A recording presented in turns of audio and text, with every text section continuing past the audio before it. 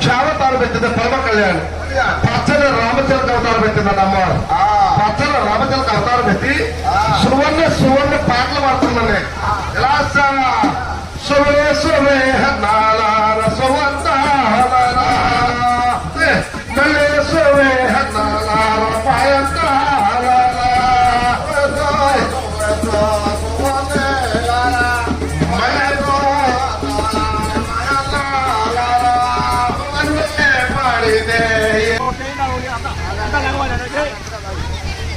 మొత్తం ఒకసారి లగవాలి అన్ని అంతే. చూడండి